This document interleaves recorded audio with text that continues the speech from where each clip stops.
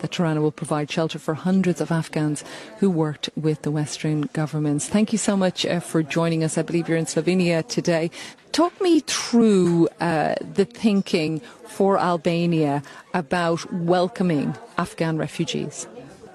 It came very natural to us because only 30 years ago we were the Afghans on the other side of the Adriatic coast, trying to find shelter in Italy and more so in Europe by desperately escaping the Red Taliban of Tirana. And in the meantime, during the Kosovo War, we opened our doors to shelter 500,000 refugees escaping the ethnic cleansing from Slobodan Milosevic in Belgrade. And so we are well acquainted with all sides of tyranny, both when left in the hands of a brutal regime and when it's seeking to build a new life as refugees in other countries. So those experiences have taught us that it is not really the danger that creates the fear, but the fear that creates the danger from people coming to find shelter while escaping death. And do you believe your sentiment is shared by most Albanians? Because, you know, we have seen borders closed to Afghan refugees in a number of countries that would have had a history of being refugees themselves.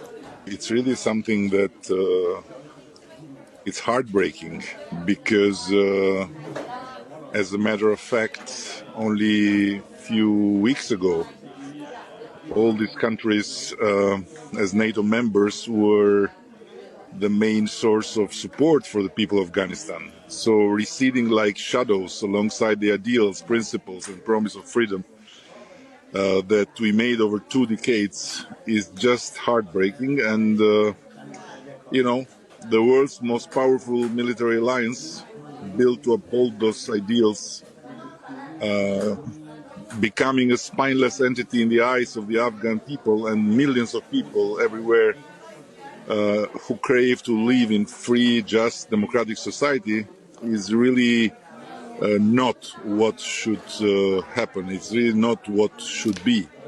Anyhow, and do you believe that? Do you believe they are also a spineless entity?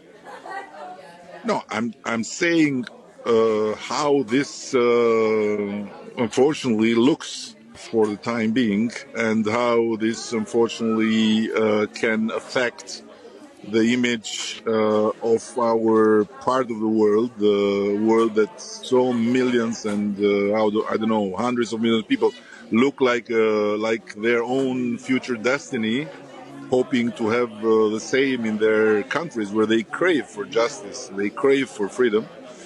It's frankly, you know.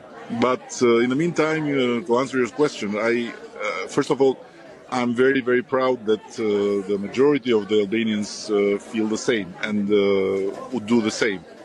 But in the meantime, I think that these are moments when goals are more important than polls, by principle. Goals than polls. You know, I'm looking at some photographs here, Prime Minister, that I just want to talk my radio listeners through. It's people arriving from Afghanistan, coming down those stairs of Qatar Airlines, being met on the tarmac by the ambassador. Then there's a picnic that's taking place. You're playing basketball, I think, with some of the children that had also arrived. And it is incredibly moving. But how long do you think the people that have been evacuated, will they stay in Albania? Do you expect them to integrate into Albanian society, or is this a stop before they may make their next move elsewhere? Listen, we were approached by, first of all, we were approached by several entities, foundations, collectivities of civil society beyond the ocean in US, and then including also the Yalda Hakim Foundation on this side, and we said immediately yes. And then, of course, we were approached by the U.S. government, and we said immediately yes. Now, the rationale of all this is that these people are potentially eligible to get visa and to go in the United States, which makes the stay temporary, theoretically. But first of all, I think this will take time because with so many people that the U.S. planes have moved out and they have to process in different parts of Europe and elsewhere. This will take time. Secondly, whatever it will take, we will be here for them. You know, we cannot forget our history. We cannot disrespect our code of honor, which is something that comes from very long ago and made Albania the only country in Europe having more Jews after the Second World War than before, exactly because no Jew was given up. And there were Albanians that paid with their life to simply save them. And I strongly believe we owe it to our children. Our children should inherit all this, and we have to honor this heritage, and they have to honor it also when their time will come. You mentioned the Yalda Hakim Foundation there. My radio listeners probably know that Yalda is one of our foreign correspondents who anchors Impact with Yalda Hakim on BBC World News. She is Afghan herself and has done a lot of philanthropy within her country as well. But I'm curious about now, Prime Minister. You know, we're hearing from the US Secretary of State, Anthony Blinken, that this opens a new chapter of engagement with Afghanistan now that chapter has closed on that part of the war with Afghanistan. Taliban are in control. Do you believe the promises that the Taliban are putting forward, that they will respect girls' and women's rights within the, as they say, within the limits of Islamic law?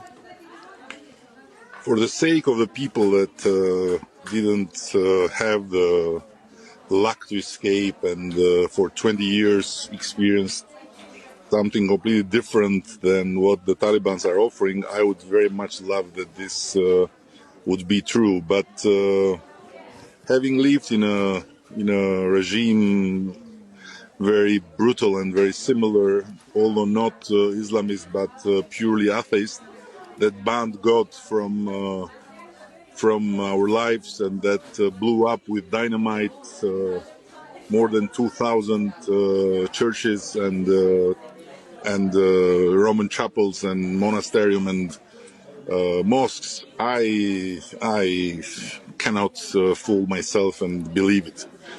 You know, it doesn't match with the world we believe in and the world we live in and with the world we represent, and of course with the world that the Afghans that trusted us, that followed us, that worked for us were dreaming. So yeah, I would love this to be true, but unfortunately I just cannot believe it.